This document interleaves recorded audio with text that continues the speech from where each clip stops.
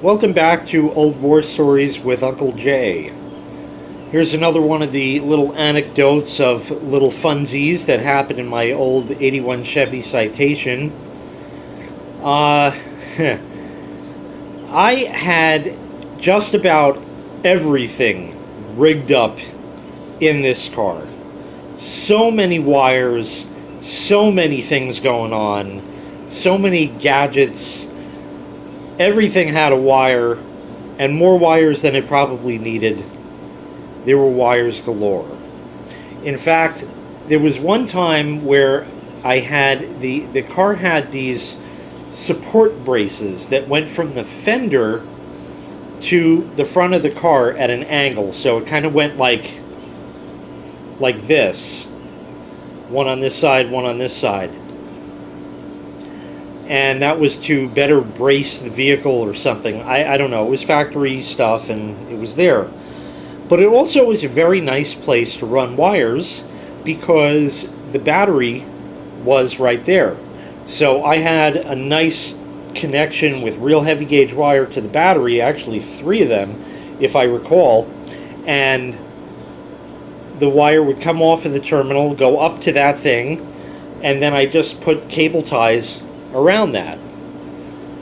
So one day I had to bring the car in for some service. I don't remember what it was at all. And the guys were like from the West Indies or something like that, but they did good work and whatever. But the guy had to keep leaning in there. I think it was to change the fuel pump. I can't remember exactly. But anyway, he's leaning in there, and then he had to put it up on a lift, and it was just this whole pain in the ass, and he's working on it. And he keeps leaning on this support thing, but I had the cable tie there, and you snip it off, but there's always a sharp edge there. And there must have been like 8 fucking cable ties there. So anyway, he's leaning on this thing, and I remembered him saying, "Man, you got more wires than AT&T in there. All those wire ties scratch my arms to bits." So there were a lot of wires in there. One of the wires that I had run, I honestly cannot recall what it was for. And it was the wire I used was any wire that was laying around. Any wire I could find anywhere. I had collected little pieces of wire over the years, and I would use whatever was available that was the right length or whatever, and then the little bits I'd cut off that I didn't need if it was too long, I would save those and use for other little interconnecting projects and shit on that car. So there was a real hodgepodge of wires there. There was one wire that was thin gauge, if I had to guess, probably 20 or 22 gauge wire, but all it was doing was hitting power to a relay. So it was carrying milliamps worth of current. It really wasn't a lot. It's carrying 100, 200 milliamps worth of current for the electromagnet or solenoid in the relay, depending on what you want to call it. Anyways, the way the wire was run, it went over to where the radio was in the car. And this was an important wire because this gave power to, I ran my own, see, the car has its fuse for the radio, for the cigarette lighter, for the headlights, for the wipers, for this, for that, for every little accessory in the car, there's a fuse. And sometimes they'd run more than one thing off of that fuse. But I'm like, I can't, no, I got to run my own power. So I had a heavy gauge power line from the battery with its own fuse on it. And I had this green wire, and that would supply power to the relay that the key was turned on.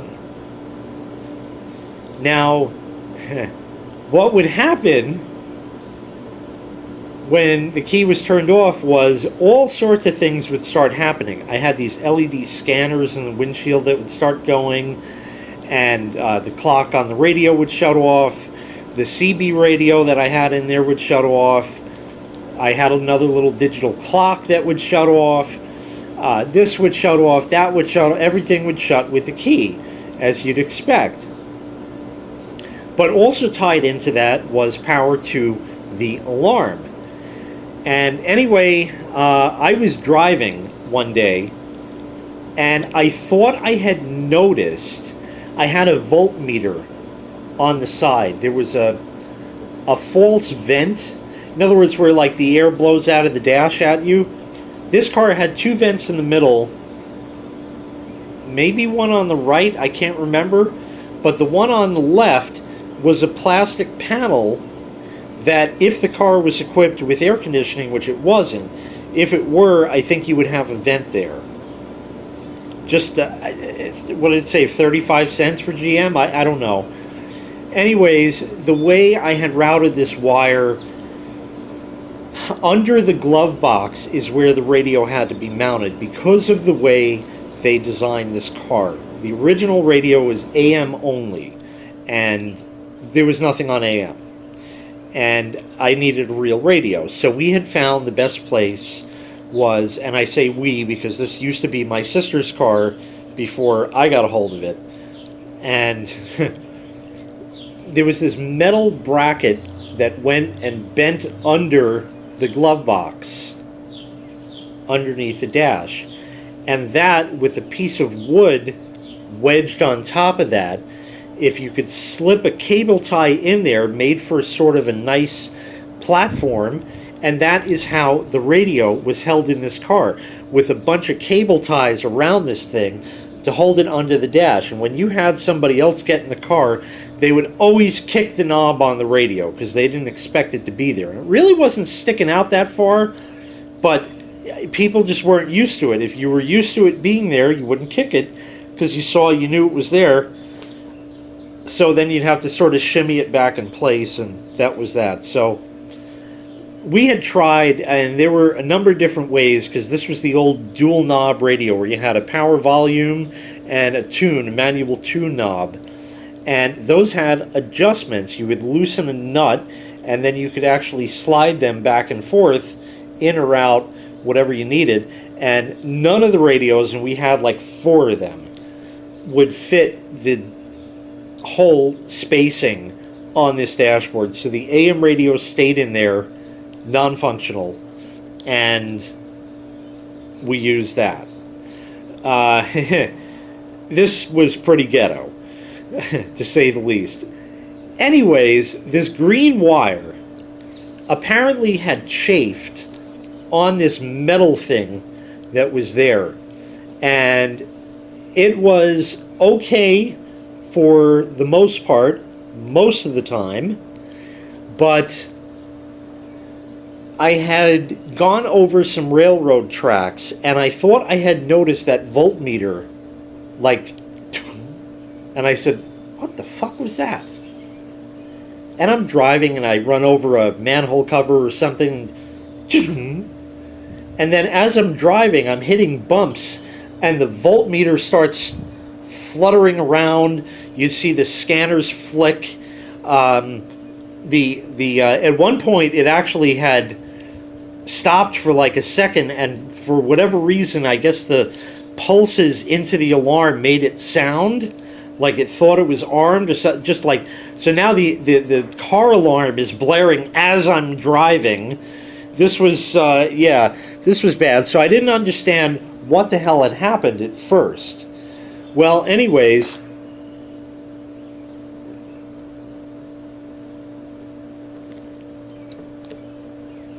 what happened was I was smart when I put this in, and there was indeed a fuse. And eventually the fuse blew. So now at least the alarm wasn't blaring, but the scanners were going, and I had some in the back window, one on the back of the mirror that would go. All this crazy shit, and other lights, and it would just, all this shit, and the radio was dead, and the CB radio was dead. and a bunch of other accessories. My little digital clock was dead. Everything just was dead. So, anyways, I got to where I had to go. I had a computer client at the time, and I had gotten there, and I was sort of thinking about it a lot while I was there. So I really didn't put my all into that session while I was there. But anyway, I drove home, and fortunately didn't get stopped by any cops or anything, and I made it home. And it was maybe 4 o'clock. I don't remember what time of year it was. It was still light out. We're going to have light for at least an hour or 2 hours still, so nothing. And the phone rang.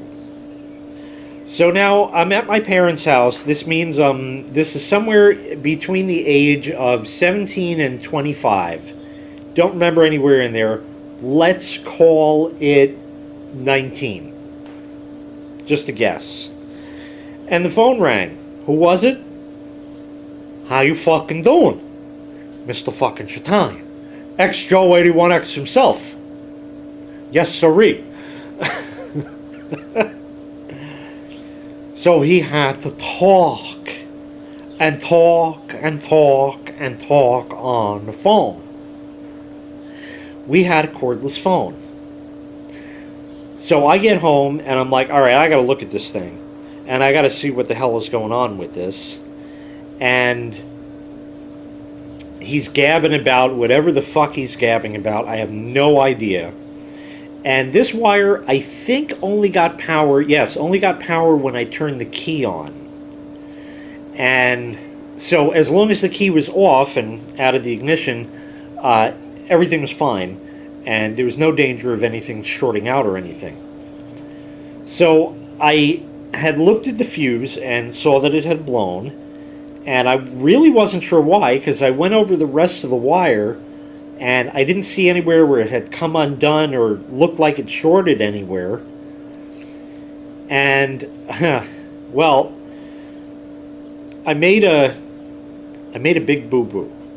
I said, well, shit, you know, if I put another fuse in there and then play with this wire, chances are I'm going to blow the fuse and then end up going through 3-4 of them. Fuses were not the type of commodity, at least back in these days, where I could go through these. My dad had this collection of fuses, but there were only maybe 5 of each amperage and each type. So if I needed one, you know, it could go missing without being missed or being noticed that it was gone. But, you know, you start pulling 2, it's like, whoa, why are these fuses low? You know, 3 is like, what the hell? And if there's only 1 left in there, you don't want to use that because you'll never get them again. So I said, you know what I'm going to do?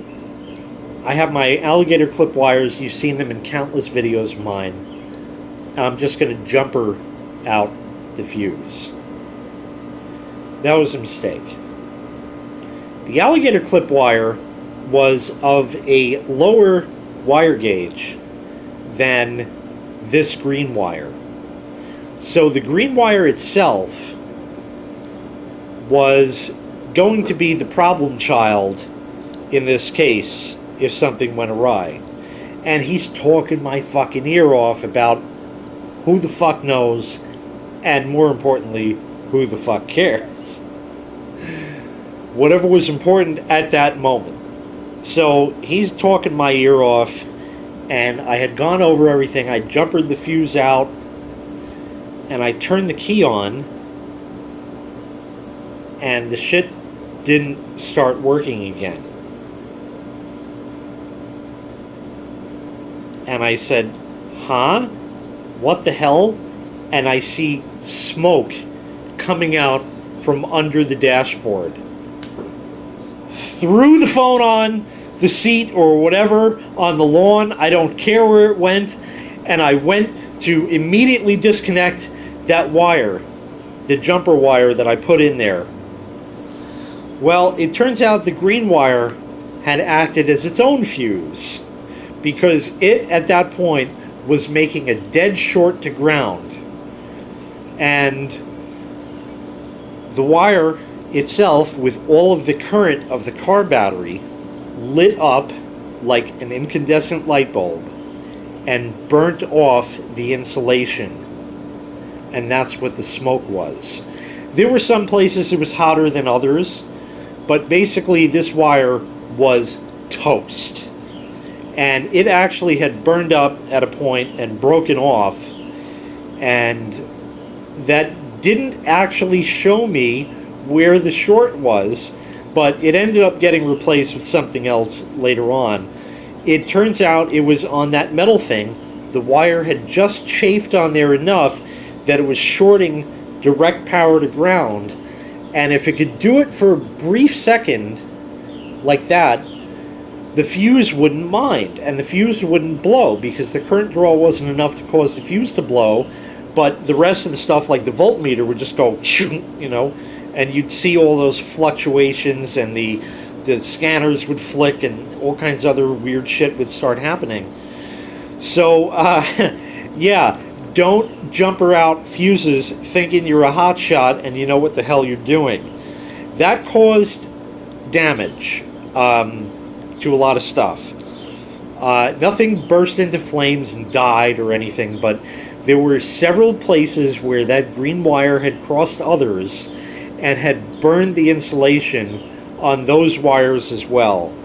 And I had a number of pieces of electrical tape that were on wires that didn't have electrical tape on them before this happened after that, as essentially like band-aids. So it was, I guess, doomed from the start. And I forgot to mention, this wire also was a solid core rather than stranded core wire. The difference being a solid wire is just one piece of metal and that's it. A stranded wire has a lot of little thin wires that, when bundled together, make up that gauge wire. And this was a solid wire, and the problem was when you bend these too much, it's like a paper clip that you bend too much, there's metal fatigue and it breaks on you. So that's what happened with this wire. There were a number of places, I think one or two, where that actually had happened, and I had twisted it back together and taped it up. So this wire was doomed from the start, but like I said, I used what I had around, and then I made a big boo-boo by jumpering out that fuse. But again, it was sort of done out of necessity because, hey Dad, I ran through all of our fuses. You didn't want to know what was going to happen if I had to ever say that. You didn't want to know. First of all, you would never get another fuse ever again of any type. That container of fuses would have gone into oblivion, and you would never see it again. And then the scolding that would happen after that. So it was sort of done out of necessity, from keeping my ass from getting whipped in trying to solve this problem. What I should have done is sort of made my own fuse out of even thinner gauge wire and had that with the alligator clips there, so that little wire could burn up if there was a problem. And, you know, I learned that one later on. Such is. So anyway, I repaired the damage and everything worked again, but it was real scary to turn the key on and see smoke start coming out from under the dash. And of course, like I said, I'm on the damn phone the whole time, so I'm not concentrating 1,000% on what I'm doing. Thanks, Joe. Anyway, thank you very much for watching this installment of Old War Stories with Uncle Jay. Make sure you click like, make sure you click subscribe, and take care. We'll see you next time. Bye-bye.